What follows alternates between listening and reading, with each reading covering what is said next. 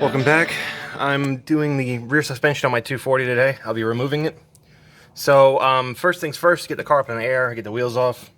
You're going to be kind of confronted with this. Really, we just want to get the spring off and the shock off. Alrighty, to remove the spring perch is on the bottom. There's nothing on the top. I'll be using a 17 mil to do that. And sometimes they'll spin. I don't have a problem with this one, but what should happen is I'll go ahead and take out that bolt there, or sorry, nut.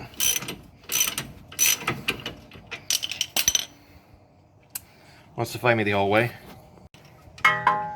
Also, when you're doing this, make sure that top piece there isn't spinning with it. You can see right now it's spinning. So just make sure when you remove it that you stop that from spinning.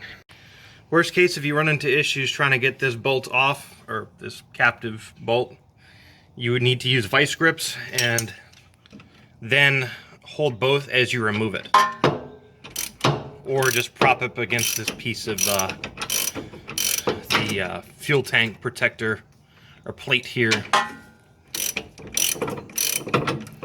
So, with that,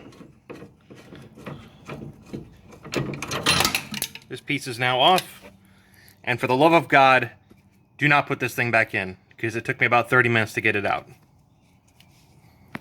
Okay, next, you want to remove the top bolt here, which is a 17, or top nut. There might be a bolt on the other side. You may have to hold it, you may not. It all depends on how yours is set up. Next, you want to remove this nut and bolt assembly from the bottom. They're going to be a 19 mil on both sides, so get your wrench and get your ratchet together. Alright, so once you have that loosened, go ahead and take it off. Depending on the spring you have, you might have to jack up the car a little bit to get this out. Like right now, this is kind of jammed down, but I'll just be able to either get that out with a hammer or by jacking it up to take a load off of it. Alright, so I went ahead and removed the shock completely with the bolt. This piece right here, this spacer goes on the inside and the shock goes on the outside, and this goes through from the inside of the car to the outside.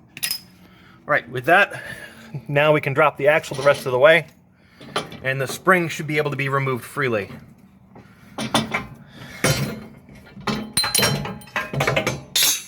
There you go. That's the whole suspension removed from the rear. So just repeat the same thing on the other side.